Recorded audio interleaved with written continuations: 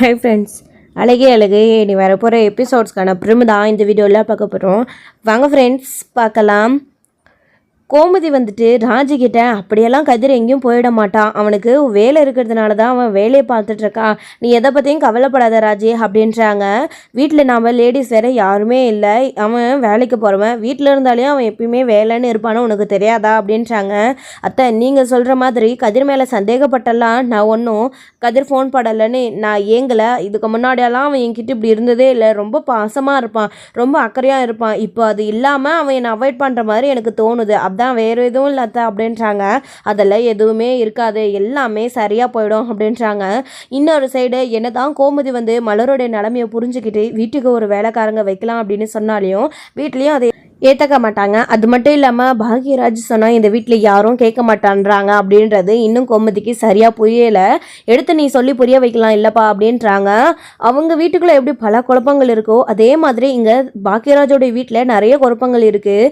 பாக்யராஜ் எது பேசினாலும் இந்த வீட்டில் ஏற்றுக்க மாட்டாங்க, ஆனால் சம்பாதிச்சிட்டு வந்து கொடுக்க மற்ற செலவெல்லாம் பார்க்க மட்டும்தான் இங்கே பாக்யராஜ் ஒரு மிஷின் மாதிரி தான் தேவைப்படுது அப்படின்றத இங்கே இன்னும் சரியாக கோமதி புரிஞ்சுக்கல. அதை மலர் புரிஞ்சுக்கிட்டதுனால தான் வீட்டுக்கு ஏற்ற மாதிரி அட்ஜஸ்ட் பண்ணிக்கிட்டு நாமளே பொறுத்து போயிடலாம் அப்படின்னு பொறுமையாக இருக்காங்க. கோமதிக்கு இப்போது தங்கராஜ் வீட்டுக்கு போகணும் அப்படின்னு சொல்லப்போ நாங்கள் வரலன்னு சொன்னாலையும் பிடிவாதமாக எப்படி பாக்யராஜை கூப்பிட்டாங்க அப்படின்றதுலேருந்து ஒரு சில விஷயங்களை கோமதி புரிஞ்சுக்கிட்டாங்க. ஓ, அப்போது இந்த தம்பியும் சரி மலரும் சரி எதை பேசினாலும் இந்த வீட்டில் யாருமே ஏற்றுக்க மாட்டாங்க, அவங்க சொல்கிறது தான் சரி, அவங்க மாப்பிள்ளையை தான் தலைமையில தூக்கி வச்சுட்டு கொண்டாடுறாங்க அப்படின்ற விதத்தை புரிஞ்சுக்கிறாங்க நம்ம கோமதி. அப்போது எவ்வளோ நாள் ஆனாலையும் இந்த வீட்டுக்கு ஒரு வேலைக்காரங்க வைக்க முடியாது அப்படின்றத நல்லாவே தெரிஞ்சுக்கிறாங்க நம்ம கோமதி. இன்னொரு சைடு அதே மாதிரி தான் மதி, மீனா இவங்களும் வேலையிலேருந்து வீட்டுக்கு வராங்க. சுரேஷும் கரெக்டாக வீட்டுக்கு வராரு. வந்த உடனே இன்றைக்கி மாப்பிள்ளை வீட்டுக்கு போகணும்ல, இவ்வளோ நிதானமாக வந்தால் எப்படி, எல்லோரும் போய் சீக்கிரம் ரெடி ஆகுங்க அப்படின்றாங்க. அப்போது எல்லாருமே ரெடி ஆகிறதுக்கு போயிடுறாங்க. அப்போ தான் கோமதி இருந்துக்கிட்டு, என்னங்க சும்மா நேற்று அவர் கூப்பிட்டதுலேருந்தே மாப்பிள்ளை வீடுன்னு மாப்பிள்ளை வீட்டுக்கு விருந்துக்கு போகணும்னு ஒரு தடவை சொல்லிட்டா அவங்களுக்கெல்லாம் தெரியாதா என்ன, சின்ன பிள்ளைங்களா, வந்ததுலேருந்து எல்லார்கிட்டையும் இதேவே சொல்லிட்டு இருக்கீங்களே, அப்படி என்ன அவர் உங்கள் மாப்பிள்ளை லேட்டாக போனால் பண்ணிடுவார், எல்லாரும் போக தானே போகிறோம், யாரும் போகாமல் இருக்க போகிறதில்ல, அப்புறம் எதுக்கு மாப்பிள்ளை வீட்டுக்கு போகணும், ஞாபகம் இருக்குல்ல, இல்லை இருக்கா அப்படின்னு சொல்லிட்டு பாடாப்படுத்திட்டு இருக்கீங்க ஒவ்வொருத்தருங்களையும். எல்லாரும் பொறுமையாக ரெடியாகி கிளம்பி வருவாங்க, இருங்க, இப்படி எல்லாரையும் அவசரப்படுத்தாதீங்க, இன்னும் டைம் இருக்குல்ல, அங்கே போய் நம்ம என்ன பண்ண போகிறோம் அப்படின்னு தான் கோமதி சுருக்குன்னு உரைக்கிற மாதிரி கேட்டுடுறாங்க. அப்பயாச்சும் அவருக்கு புரியுதா இல்லையான்னு பார்ப்போம். சும்மா மாப்பிள்ளை வீடுன்னு அப்படியே மாப்பிள்ளைக்கு என்ன 2 கொம்பம் முளைச்சிருக்கு, லேட்டாக போனால் அவர் என்ன பண்ணிடுவாரு, எல்லாருக்கும் கிளம்பணுன்றது தெரியும்ல, தலைமையில தூக்கி வச்சுட்டு ரொம்ப தான் ஓவரா ஆடுறாரு அப்படின்னு தான் இங்கே கோமதி நினைக்கவும் செய்கிறாங்க. அதுக்கப்புறம் கோமதியுமே கூட ரெடி ஆகிட்டு வரலான்னு போகிறாங்க. மீனா ஆக்சுவலி இதெல்லாம் கேட்டுட்டாங்க, ஏன் மலர் கூட கேட்டாங்க, மதி கூட கேட்டாங்க. மீனா ரூம்குள்ளே போனதுக்கப்புறமா கோமதி கிட்ட, என்னத்தை நீங்கள் அவருடைய மாப்பிள்ளையே எப்படி நடந்துக்கிட்டாரு, நேற்று வந்ததுலேருந்து அவர் மாப்பிள்ளைக்கு எந்த அளவுக்கு மரியாதை கொடுத்து பேசுகிறாரு, அவர் தான் ஒரு மாதிரின்னு எல்லாரும் சொல்கிறாங்கல்ல, அப்படி இருந்தும் ஏன் அத்தை இப்படி எல்லாம் அவர்கிட்ட பேசுகிறீங்க, அவர் ஏதாவது சப்பா நினச்சிக்க போகிறாரு, என் மாமா வீடை பற்றி உங்களுக்கு தெரியும்ல அத்தை, வந்ததுலேருந்து பார்த்துட்டு தானே இருக்கீங்க, ஏன் அத்தை அப்படின்றாங்க. ஆமாம் அத்தை, இருந்தாலும் நீங்கள் ரொம்ப ஓவராக போயிட்டுருக்கீங்க, இருக்கிற வரைக்கும் நம்ம அமைதியாக இருந்துட்டு போயிடலாம், ஏதாச்சும் பிரச்சனை பண்ணிடாதீங்க அத்தை அப்படின்னு தான் நம்ம ராஜி வந்து சொல்லிட்டு இருக்காங்க. ஏய், அதெல்லாம் எதுவும் ஆகாதிரி, நம்ம வீடு இருக்கே, அங்கே இருக்கிற சந்தோஷம் இங்கே ஏதாச்சும் இருக்காடி, அந்த பிள்ளை மலர எல்லாரும் சேர்ந்து அப்படி வேலை வாங்குறாங்க, மாப்பிள்ளைன்னு உடனே எல்லாம் அவ்வளோ மரியாதை கொடுக்குறாங்க. அது மட்டும் இல்லாமல் அந்த மாப்பிள்ளைக்கு இப்போ என்ன கொம்பா முளைச்சிருக்கு, தோ நேற்று வந்தவர் எல்லாரையும் கூப்பிட்டாரு, மலர் சொல்கிற மாதிரி மலரையும் சரி அவருடைய புருஷனையும் சரி பாக்கியராஜ் அந்த தம்பியை யாராச்சும் கூப்பிட்டாங்களாடி, நீங்களும் வந்துருங்க மாப்பிள்ளன்னு ஒரு வாட்சியார் சொன்னாரா, சுரேஷே நீ வந்துரு, மாமா நீ வந்துரு, எல்லாரும் வந்துருங்கன்னு மட்டும் கூப்பிட்றாரு தவிர அவரை கூப்பிட மாட்டேன்றாரு.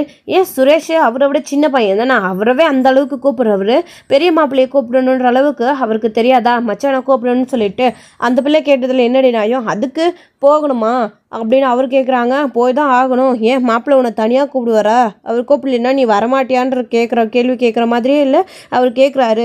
பாவண்டி அந்த பிள்ளை மலர் ரொம்ப கஷ்டப்படுதுரி, நானும் 2 நாள் வந்ததுலேருந்து பார்த்துட்டே தான் இருக்கேன், ரொம்ப கஷ்டப்படுது அந்த பிள்ளை அப்படின்றாங்க. அத்தை, அது நமக்கு புரியுது, ஆனால் அவங்களுக்கு புரியணும்ல, அவங்களே அதை புரிஞ்சுக்காதப்போ மலர் அக்காவே அவங்களே புரிஞ்சுக்கிட்டு அட்ஜஸ்ட் பண்ணிக்கிட்டு எல்லாம் வேலையும் செய்கிறேன்னு சொல்கிறப்போ இதில் நாம் தலையிட்டு என்ன பண்ண போகிறோம் அத்தை, நம்ம 2 நாள் 3 நாள் இங்கே இருப்போம். அதுக்கப்புறம் நம்மளால் என்ன பண்ண முடியும், இருக்கிற வரைக்கும் அவங்களுக்கு சப்போர்ட்டிவாக இருக்க முடியும். அடுத்து நம்ம போனதுக்கப்புறமா அதே மாதிரி தான் மலராக்கா கிட்ட கோவமாக பேசுவாங்க, எதிர்த்து பேசுவாங்க. என்னடி சப்போர்ட்டுக்கு ஆள் வந்துட்டாங்கன்னு சொல்லிட்டு ஒரு வாரம் அப்படி குதிச்ச. இப்போ என்ன பண்ணுவ, போய் வழக்கம் போல வேலையை செய்யின்னு மலராக்காவை தான் ரொம்ப கேவலமாக பேசுவாங்க, திட்டுவாங்க. அவங்க எல்லாம் சகிச்சுக்கிட்டு எல்லாத்தையும் செய்யணும். அதுக்கு எதுக்கு, இருக்கிற வரைக்கும் அவங்கள நம்ம சந்தோஷமாக வச்சுட்டு இருந்துட்டு அவங்க கூட ஹெல்ப் பண்ணிவிட்டு நம்ம கிளம்பி போகலாம். அப்போ தேவையில்லாமல் பிரச்சனை வேணான்னு தான் நம்ம மீனா சொல்கிறாங்க. என்னடி நீங்கள் ஆளாளுக்கு நீங்களும் இந்த வீட்டுக்கு வந்ததுக்கப்புறமா இந்த வீட்டுக்கு ஏற்ற மாதிரியே மாறிட்டீங்க, அப்படியெல்லாம் என்னால் இருக்க முடியாதுமா. நான் எப்படி இருக்கேன் அந்த வீட்டை என்னைக்காச்சும் உங்ககிட்ட அப்படி நடந்திருக்கேனா, இல்லை நீங்களும் இந்த வீட்டுக்குள்ளே எப்படி இருக்காங்களோ அதே மாதிரி விட்டுருங்கன்னு சொல்கிறீங்களே, அப்போது நானும் ஊருக்கு போனதுலேருந்து இந்த அம்மா மாதிரி நானும் நடந்துக்கிட்டுமா, நீங்கள் எல்லாத்தையும் செய்கிறீங்களா, எல்லாத்தையும் செஞ்சுட்டு வேலைக்கு போகிறீங்களா அப்படின்னு கேட்குறாங்க. அத்தை நாங்கள் எந்த மீனிங்கில் சொன்னோம், நீங்கள் எந்த மீனிங்கில் புரிஞ்சுக்கிட்டீங்க அப்படின்னு தான் கேட்குறாங்க. அவ்வளோ பயம் இருக்குது இல்லைங்கடி உங்களுக்கே, எங்கே இந்த வீட்டில் இருக்கிற மாதிரி நான் நடந்து போகணுன்னு சொல்லிட்டு. அப்போது மலரோட நிலமையிலேருந்து யோசிச்சு பாருங்கடி, பாவண்டி அந்த பொண்ணு எவ்வளோ கஷ்டப்படுது அப்படின்றாங்க. புரியுதத்தை, அவங்களுடைய கஷ்டத்தை எங்களால் புரிஞ்சுக்க முடியுதாத்த, ஆனால் நாம் என்ன பண்ண முடியுன்றாங்க. முடியும்டி, நம்மளால் முடிஞ்ச அளவுக்கு நம்ம அந்த பொண்ணுக்கு ஏதாச்சும் ஹெல்ப் பண்ணலாம் அப்படின்றாங்க. கண்டிப்பாக நீங்கள் சொன்ன மாதிரி ஹெல்ப் பண்ணலாம், ஆனால் இப்போ வரீங்களா, வந்து அங்கே கிளம்புறதுக்கு ரெடி ஆகுறீங்களா, இல்லைனா என் மாப்பிள்ளை வீட்டுக்கு நேரம் ஆகிடுச்சின்னு என் மாமா கத்த ஆரம்பிச்சிட வரனதும். ஆமாம் ஆமாண்டி, ரொம்ப தான் உன் மாமாவுக்கு பயப்படுறீங்க, நீ பயப்படுற மாதிரில நான் பயப்பட மாட்டேன் அப்படின்னு சொல்லிட்டு அவங்க பாட்டுக்கு ரெடி ஆகிட்டு இருக்காங்க. அத்தைக்கிட்ட நம்ம வாயை கொடுக்கவே கூடாதுக்கா, அத்தை ரொம்ப டெரராக கோவத்தில் இருக்காங்க, இப்போ நம்ம ஏதாச்சும் பேச்சு கொடுத்தா அது தப்பாக தான் தெரியும் அப்படின்னு அவங்க எதுவும் கண்டுக்காமல் அடுத்து ரெடி ஆகிட்டு இருக்காங்க. மலரும் பாக்கியராஜன் கூட போயிட்டு ரெடி ஆகிட்டு வந்து நிற்கிறாங்க. மதி, சுரேஷ் எல்லாருமே ரெடி ஆகிட்டு, ஸ்ருதி அதுக்கப்புறம் அவங்களோட அத்தை மாமா எல்லாருமே ரெடி ஆகிட்டு வந்து நிற்கிறாங்க. அது மட்டும் இல்லாமல் எல்லாம் வீட்டில் அரேஞ்ச்மெண்ட்லாம் பண்ணி வைக்கணும்ல, ஸோ சாமான இதெல்லாம் கழுவணும், அவங்களுக்கு இன்னமும் வேலை இருந்துக்கிட்டே தான் இருக்குது. எல்லா வேலையும் முடிச்சுட்டு ரெடி ஆகிட்டு வந்து நிற்கிறாங்க. அப்போ தான் கோமதியும் மீனா எல்லோரும் ரெடி ஆகிட்டு வந்து நிற்கவும், எல்லோரும் ரெடியா கிளம்பலாமா அப்படின்றாங்க. கிளம்பலாம் அப்படின்னு. ஆமாம் எல்லோரும் எப்படி போக போகிறோம், ஆட்டோ ஒளியவா அப்படின்றாங்க. அதெல்லாம் இல்லை, மாப்பிள்ளை ஆல்ரெடி கார் அனுப்பிச்சிட்டாரு, கார் வந்துடுச்சு அப்படின்றாங்க. ஓ அப்படியா, சரி சரி அப்படின்னு. எங்கள் மாப்பிள்ளை பற்றி என்ன நினச்சிங்க, அவர் 4-5 கார் வச்சுன்னுக்கிறாரு, 2 கார் அனுப்பி விட்டுக்கிறாரு, நம்ம எல்லாருக்குமே அந்த 2 கார் சரியாக போகும்ல அப்படின்றாங்க. பாப்பா வாங்கப்பா, அப்படி இல்லை நான் வண்டி இருக்குல்ல அட்ஜஸ்ட் பண்ணி கூட போய்க்கலாம் அப்படின்னு சுரேஷ் சொல்கிறாரு. அதுவும் சரிதான், பத்தலைன்னா நீயும் பொண்டாட்டியும் வண்டியில் கூட வந்துடுவீங்க, எப்படி பார்க்கலாம், அதுக்கப்புறம் கார் வாங்க முதல்ல எல்லாம் ஏறுங்க அப்படின்னு தான் அவருடைய மாமா சொல்கிறாரு. வந்த உடனே எல்லாருமே வந்து கார்லாம் ஏறுறாங்க, பாப்பாவையும் கூப்பிட்டுக்கிட்டு. ஸோ மலர் வந்து ரெடி ஆகிட்டு கிளம்புறாங்க. தம்பி ஏன்பா ஒரு மாதிரியாகவே இருக்குது அப்படின்னு கோமதி கேட்குறாங்க. அதில் ஒன்றும் இல்லைம்மா வாங்க போலாம் அப்படின்னு எதையும் பெருசாக வெளியில் காட்டிக்காமல் கிளம்புறாரு. அங்கே போனாலையும் அவர் இவங்களை கண்டுக்கவும் போகிறது கிடையாது, மட்டம் தட்டி தான் பேச போகிறாரு. அதுவும் வந்திருக்கிறவங்க முன்னாடியும் இன்னும் கஷ்டமாகவும் இருக்கும். பேசாமல் அதுக்கு இங்கே இருந்துடலாம், நாம் எதுக்கு அங்கே போனோம், மாப்பிள்ளைக்கு எங்களை கண்டாதான் பிடிக்காதே அப்படின்னு இவங்களா ஒதுங்கி நின்றுக்கலாமான்னு பார்க்குறாங்க. ஆனால் வரல அப்படின்னாலையும் அதுக்கும் தேவையில்லாமல் அவர் பேசுவார். வீட்டில் இருக்கிறவங்க விட்டுருவாங்களா, அதுக்கு மேலே இருக்காங்க. மாப்பிள்ளை தலை மேலே தூக்கி வச்சுட்டு மாப்பிள்ளை நீங்கள் வரலைன்னா வருத்தப்படுவாருன்னு அப்படின்னு சொல்கிறது மட்டும்தான். ஆனால் இவங்க ஒன்று போகலைன்னா அவங்க யாரும் வருத்தப்பட போகிறது கிடையாது. என்ன ரேவதி மனசு கஷ்டப்படும், அண்ணன் வரலையா அண்ணி வரலையான்னு கொஞ்சம் கஷ்டப்படுவாங்க. ஆனால் அந்த வருத்தம் எல்லாம் நம்ம தங்கராஜுக்கு எங்கே தெரிய போகுது. இருந்தாலுமே அவங்களுக்காக தான், தங்கச்சிக்காக தான் எல்லாத்தையும் பொறுத்துக்கிட்டு அவமானப்பட்டாலையும் பரவாயில்லன்னு சொல்லிட்டு கிளம்பி போயிட்டுருக்காங்க. ஸோ விருந்துக்கு கூப்பிட்ருக்காங்க அப்படின்னு சொல்லிட்டு எல்லாருமே போயிட்டுருக்காங்க. இன்னொரு சைடு இங்கே சக்திவேல் வந்து பயங்கரமான குழப்பத்தில் இருக்காங்க. எதுக்காக பணம் 10 லட்சம் ட்ரான்ஸ்ஃபர் பண்ணியிருக்காங்க அவன் அப்பனுக்கு கொடுக்க வேண்டிய கடனுக்காக அப்படின்னு. ஆனால் இங்கே பாண்டியன் யாரும் இல்லாத சமயத்தில் நம்ம கதிர்கிட்ட பணத்தை நீ ஒன்றும் அவசரமாக கொடுக்க வேண்டியதில்லை, நீ பொறுமையாக கூட கொடுக்கலாம், ஆனால் பணத்தை கொடுக்கணும்னு கேட்குறாரு. இதுக்கு இவர் பேசாமே இருந்துக்கலாமே, அன்றைக்கே அவசரப்பட்டு பணத்தை கொடுன்னு கேட்டிருக்கக்கூடாது, இல்லை பொறுமையாக இருந்துருக்கணும், கொடுக்க வேண்டான்னு சொல்கிற மாதிரி அக்கறையாக பேசிட்டு சீக்கிரமாக கொடுத்துருன்னு சொல்லிட்டு போகிறாரு. இவருக்கு அக்கறையா இல்லை கருணியா ஒன்றும் புரியல இல்லையே அப்படின்ற மாதிரி தான் கதிர் நினச்சிக்கிட்டு கிளம்பி போகிறாரு. முத்துவேல் வந்து அங்கே கதிர்கிட்ட ராஜியா அப்படின்னு கேட்குறாங்க. ஆமாம் ராஜு தான் அப்படின்னு.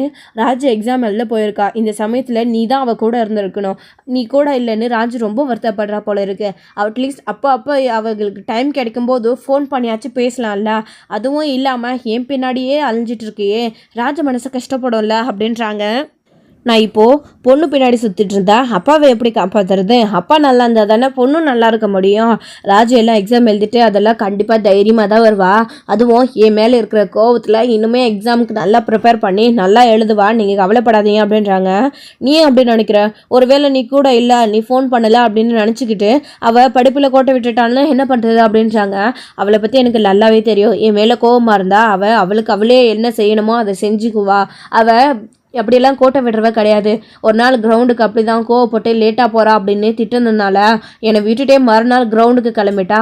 அந்த அளவுக்கு அவள் நல்லா படிச்சிட்ருக்கா, ப்ராக்டிஸ் பண்ணிகிட்ருக்கா. கண்டிப்பாக அவள் பாஸ் ஆகிடுவான்ற நம்பிக்கை எனக்கு இருக்குது. நீங்கள் வேணால் பாருங்கள், அவள் ஊருக்கு வரும்போது ரிசல்ட் வரும்போதெல்லாம் பாருங்கள், கண்டிப்பாக கான்ஃபிடென்ட்டோட தான் வருவா அப்படின்றாங்க. இருந்தாலுமே நீ வழக்கம் போல் அவகிட்ட நடந்துக்கிறது இல்லைன்னு அவளுக்கு கொஞ்சம் பயம் இருக்குல்லன்றாங்க. ஆமாம், அது என்னமோ உண்மைதான். அதுக்கு தான் என்கிட்ட அப்பப்போ ஃபோன் பண்ணி நீ ஏன் ஃபோன் பண்ண மாட்டேன்னு திட்டிக்கிட்டே இருக்கா. எல்லாமே சரியாக போயிடும், வாங்க இன்னும் கொஞ்ச நாள் தானே அப்படின்னு கதிர் சொல்லிக்கிட்டு நம்ம முத்துவேல்கிட்ட ஒரு பாட்டுக்கு சொல்லிட்டு ஹாஸ்பிட்டலுக்கு கூட்டிகிட்டு வந்துட்டு இருக்காங்க. இவங்க எல்லாருமே அடுத்து அவங்களோட மாப்பிள்ளை வீட்டுக்கு கிளம்பிட்டாங்க. ரேவதி வீட்லேயும் சரி எல்லாத்தையுமே ரேவதி ப்ரிப்பேர் பண்ணி வச்சுருக்காங்க. இவங்க எல்லாரும் அங்கே போன உடனே தங்கராஜ் வாங்க வாங்க வாங்கன்னு சொல்லிட்டு அப்படியே வரவே இருக்கிறாரு. எல்லாருமே இதான் உங்கள் வீடா தம்பி, பார்க்கவே நல்லா கடல் மாதிரி இருக்குது அப்படின்றாங்க. ஆமாம், இதான் எங்கள் மாப்பிள்ளையோட வீடு, எப்படி இருக்குது அப்படின்னு சொல்லிட்டு இருக்காங்க. அதான் நான் சொல்லிட்டேனே நல்லா இருக்குன்னு சொல்லிட்டு அப்படின்றாங்க. ஆமாம், இவ்வளோ பெரிய வீட்டை நீ ஒத்தால எப்படிமா க்ளீன் பண்ணுற, எப்படி மெயின்டைன் பண்ணுற? இருந்தாலும் வீட்டை நல்லாவே பார்த்துக்கிறேம்மா. வீட்டுக்கு வேலைக்காரங்க ஏதாச்சும் வச்சுருக்கியா என்ன அப்படின்றாங்க. அதெல்லாம் ஒன்றும் இல்லைம்மா, எல்லாத்தையும் நானே தான் பார்த்துக்கிறேன்றாங்க. பரவாயில்லம்மா, உன் அண்ணி அந்த சின்ன வீட்லேயே அவ்வளோ வேலை செஞ்சு நீட்டாக வச்சுக்கிறா. நீ இவ்வளோ பெரிய வீட்டை சின்ன ஆளுக்கு சமைச்சிட்டு நல்லாவே நீட்டாக வச்சுருக்கிற அப்படின்றாங்க. அன்னைக்கு வேலை அதிகம், எனக்கு வேலை கம்மி தானே, அதனால நான் வீட்டை பார்த்துக்கிறேன். அண்ணி அப்படி கிடையாது, நிறைய வேலையும் செஞ்சுட்டு வீட்டையும் நல்லா பார்த்துக்கிறாங்கல்ல அப்படின்றாங்க கோமதியே. ஸோ ரேவதியும் கோமதி இப்படி பேசிக்குவோம். தங்கராஜுக்கு பயங்கரமான கோவம் வந்தது. வந்த உடனே இப்படி பெருமையை பற்றி அவங்க வீட்டு பெருமையை பற்றி பேசிகிட்டு இருக்காளே இவளுக்கு கூர்கட்டவா அப்படின்னு தான். அப்புறம் ரேவதியை பார்த்து புகழ்கிறாங்களா இல்லை என்ன சொல்கிறாங்க, குத்தி காட்டி பேசுகிறாங்களா, மலருக்காக சப்போர்ட் பண்ணி பேசுகிறாங்களான்னு புரியாமல் அவங்களுடைய அத்தை மாமா ஒரு பக்கம் கோவத்தில் இருக்காங்க. அத்தை கொஞ்சம் அடிக்க வாசிங்க அப்படின்னு தான். இருக்கட்டும் சரி, வெயிலில் வந்தது ரொம்ப அல்ட்டாக இருக்குது, நான் கொஞ்ச நேரம் உட்காரன்றாங்க. ஆமாம் எல்லோரும் உட்காருங்க, வாங்க அவங்களுக்கு ஜூஸ் போட்டு வச்சுருக்கேன் கொண்டு வரேன் அப்படின்றாங்க. உட்காருங்கம்மா உட்காருங்க அப்படின்னு தங்கராஜு சொல்கிறாரு. எல்லாருக்கிட்டேயும் செஞ்சுறாரு. வா சுரேஷ் உட்காருங்க அப்படின்னு சொல்லிட்டு தான் வாமா மதி அப்படின்னு மதியம் பிடிக்கலனாலும் மதிக்கிட்ட கூட வந்து உட்காரு மதி அப்படின்னு சொல்கிறாங்களே தவிர மலரையும் நம்ம பாக்கியராஜையும் ஒரு வார்த்தை கூட கேட்குறதே கிடையாது. எல்லாரும் உட்காந்துட்டு இருந்தாலையும் அவங்க 2 பேர் மட்டும் நின்றுக்கிட்டே இருக்காங்க. அத்தை மாமா கூட உட்கார சொல்கிறாரு. அப்போ தான் இங்கே அவங்க ஜூஸ் கொண்டு வரதுனால போகிறதுனால ஸோ அது எதையும் பெருசாக வந்து கண்டுக்க மாட்டேன்றாங்க. ரேவதி வந்துட்டு வாங்க நீ வாங்க அண்ணன்னு வரும்போது மட்டும் கூப்பிட்டாங்க.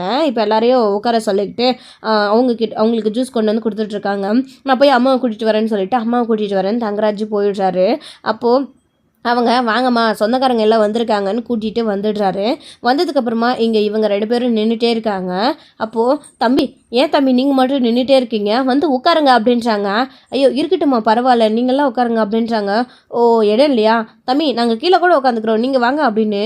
அப்போ தான் அவங்களுடைய தங்கச்சி வராங்க ரேவதி. அவங்க வந்துட்டு அண்ணா என்னண்ணே நீங்கள் எதுக்குமா கீழே உட்காருங்க, இருக்கட்டும் இருங்க நான் சேர் எடுத்துகிட்டு வரேன், அண்ணி வாங்க அண்ணா வாங்க உட்காருங்க அப்படின்னு ஜூஸ் எடுத்துக்கோங்கன்னு சொல்லிட்டு டைனிங் டேபிள் இருக்கிற சேரெல்லாம் எடுத்துகிட்டு வந்து போடுறாங்க. உட்காருங்க அப்படின்னு சொல்லிட்டு அவங்க போயிட்டு வரத்துக்குள்ளே வந்து உட்காந்துட்டு இருக்காங்களா. அதுவும் சோஃபாவை விட அது ஹைட்டாக இருக்குது, நல்லா ஒய்யாரமாக உட்காந்துட்டு இருக்காங்கன்ற மாதிரி தங்கராஜ் பார்த்து முறைக்கிறாரு. பாக்கியராஜ் உடனே எந்திரிச்சு நின்றுக்கிறாரு. மலர் கூடவே எந்திரிச்சு அவரே நிற்கும் போது நாம் மட்டும் ஏன் உட்காந்துட்டு இருக்கணும்னு எந்திரிச்சு நின்றுக்கிறாரு. அவங்களுடைய அம்மாவும் தங்கராஜும் அந்த சேரில் வந்து உடனே உட்காந்துக்கிறாங்க. உட்காருங்கம்மா அப்படின்னு பெருந்தன்மையாக வந்து நம்ம பாக்கியராஜ் வந்து உட்கார சொல்லிடுறாங்க. என் வீட்டு சேரில் எனக்கு உட்கார தெரியும் அப்படின்னு தான் திமுறா பேசிட்டு அவங்களுடைய அத்தை வந்து உட்காடுறாங்க, தங்கராஜோடைய அம்மா. ஸோ அப்படி உட்காந்த உடனே எல்லாருக்கும் ஜூஸ் கொடுத்துட்ருக்காங்க. திரும்பவும் ரேவதி போய் ஜூஸ் எடுத்துகிட்டு வருவோம். அவங்க 2 பேரும் நின்றுட்டுருக்காங்க. அண்ணி அண்ணா ஏன் நின்றுட்டுருக்காங்க திரும்பவும் அப்படின்னு பார்த்தா அவங்களுடைய ஹஸ்பண்டும் அவங்களுடைய அத்தையை உட்காந்துட்டு இருக்கமோ இது அவங்களுக்கு ரொம்பவே மனசுக்கு கஷ்டமாகுது. என்ன வந்த உடனே உட்காந்துட்டு இருக்கிறவங்களை எழுப்பி விட்டுட்டு அவங்க பாட்டுக்கு உட்காந்துக்கிட்டாங்க அப்படின்னு தான் கோமதி கூட நினைக்கிறாங்க. அதே மாதிரி தான் மதி, மீனா, ராஜி எல்லாருமே நினைக்கிறாங்க. அவங்கள மட்டும் யாருமே கொஞ்சம் கூட மதிக்கவே மாட்டேன்றாங்களே. 3வது மனுஷங்க விருந்தாளியாக வந்திருக்கிற நம்மளையே இவ்வளோ கேர் எடுத்து பார்த்துக்கிறாங்க, அவ்வளோ நல்லபடியாக பேசுகிறாங்க. ஆனால் சொந்த வீட்டோடைய பொண்டாட்டியோடைய அண்ணன் மச்சான் அவரை எந்த அளவுக்கு மரியாதையோடு நடத்துகிறாரு அப்படின்றத எல்லாருமே புரிஞ்சுக்கிறாங்க, கொஞ்சம் வருத்தமும் படுறாங்க. ஜூஸ் குடிச்சிட்டு உட்காந்துட்டு இருக்கமோ, சாப்பாடெல்லாம் ரெடி ஆகிடுச்சாம்மா, நான் ஏதாச்சும் ஹெல்ப் பண்ணட்டுமாம்மா அப்படின்னு கோமதி கேட்குறாங்க. அதெல்லாம் முடிஞ்சிடுச்சுமா, இன்னும் 10 நிமிஷம் எல்லாத்தையும் முடிச்சிருவேன், எந்த கவலையும் இல்லை அப்படின்றாங்க. கிச்சனுக்கு போகிறாங்க. நீங்கள் எல்லோரும் உட்காந்து பேசிகிட்டு இருங்க அப்படின்னு. அப்போது ரேவதி ஹீரோ நானும் வரேன் ஹெல்ப்புக்கு அப்படின்னு ரேவதி கூடவே போயிடுறாங்க. ஆனால் இங்கே இவர் மட்டும் ரொம்ப ரொம்ப கஷ்டப்பட்டுட்டு இருக்காரு, தனியாக நின்றுக்கிட்டு. இதுதான் எங்கள் வீடு, எல்லாம் சுற்றி பாருங்க அப்படின்றாங்க. ஏமா மீனா, உனக்கு தான் தெரியும் இல்லை, எல்லாத்தையும் சுற்றி காட்டுமா அப்படின்றாங்க. ஐயோ இருக்கட்டும் அப்படின்றாங்க. என்ன இருக்கட்டும்ன்ற மீனா, வா பாரு வீடு, தம்பியோட வீடு எவ்வளோ பெருசாக இருக்குது, ஃபஸ்ட் சுற்றி பார்க்கலான்னு சொல்லிட்டு சுற்றி பார்த்துட்ருக்காங்க. ஸ்ருதி வந்து நான் கூட்டிகிட்டு போய் எல்லாருக்கும் சுற்றி காட்டுறேன் அப்படின்னு ஸ்ருதி கூட்டிகிட்டு போகிறாங்க. மதியம் கூட போயிட்டு அவங்களுக்காக ரேவதி கூட ஹெல்ப் பண்ணிகிட்ருக்காங்க. இதான் கிச்சனா அப்படின்னு கிச்சனெல்லாம் பார்த்துட்ருக்காங்க. அப்போது பாக்கியராஜும் கூடவே வராரு. கூட வந்து அவங்க கிச்சன் கிட்ட வந்து நின்றுக்கிறாரு. எல்லாருமே வந்து அதுக்கப்புறம் மேலெல்லாம் ஸ்ருதி கூட்டிகிட்டு போய் சுற்றி காட்டிகிட்ருக்காங்க. பாப்பாவும் தம்பியும் கூட மேலே இருக்காங்க, அவங்க கூடவே சுற்றி பார்த்துட்ருக்காங்க. பரவாயில்ல வீடு நல்லா பெருசாக இருக்குது அப்படின்னு சொல்லிட்டு. அப்போ தான் இங்கே கீழே வந்துட்டு, அண்ணே ஏன்னா நின்றுக்கிட்டே இருக்க, போய் அந்த சேர்லையாச்சும் உட்காருண்ணே அப்படின்றாங்க. இருக்கட்டும் ரேவதி பரவாயில்ல அப்படின்னு. என்ன சாப்பாடு போடுறேன், அது கூட நின்றுட்டே சாப்பிட்றியா அப்படின்ற மாதிரி கேட்குறாங்க. எதுக்குண்ணே அப்படின்றாங்க. விடு ரேவதி இருக்கட்டும், எதுக்கு இப்போ அப்படின்றாங்க. அவர் நின்றுட்டு இருக்கட்டுமே அப்படின்றாங்க. அண்ணா நீங்கள் போய் உட்காருங்க, மதி நீயும் போய் உட்காரு, நானே பார்த்துக்கிறேன்றாங்க. இருக்கட்டும் நானும் உங்களுக்கு ஹெல்ப் பண்ணுறேன்னு அவங்க 3 பேரும் கிச்சனில் வந்து செஞ்சிட்ருக்காங்க. ஸோ எல்லாத்தையும் சுற்றி பார்த்துட்டு வராங்க. சாப்பாடும் கொஞ்ச நேரத்தில் ரெடி ஆகிடுது. எல்லோரும் வாங்க உட்காந்து சாப்பிடலான்னு சொல்லிட்டு உட்காந்து வந்து சாப்பிட்டுட்டு இருக்காங்க. ஸோ இதோட இந்த எபிசோடு வந்து முடிச்சிருக்காங்க. அடுத்தடுத்த எபிசோடில் என்ன நடக்க போகுது, பாக்யராஜ் இனிமேல் தங்கராஜ் எப்படி நடத்த போகிறாரு, அங்கே ஏதாச்சும் பிரச்சனை நடக்க போதா கோமதியால் அப்படின்றதெல்லாம் வெயிட் பண்ணி நெக்ஸ்ட் வீடியோவில் பார்க்கலாம் ஃப்ரெண்ட்ஸ். தேங்க்யூ. இந்த வீடியோ உங்களுக்கு பிடிச்சிருந்தா அவங்க லைக் பண்ணுங்கள், ஷேர் பண்ணுங்கள், கமெண்ட் பண்ணுங்கள்.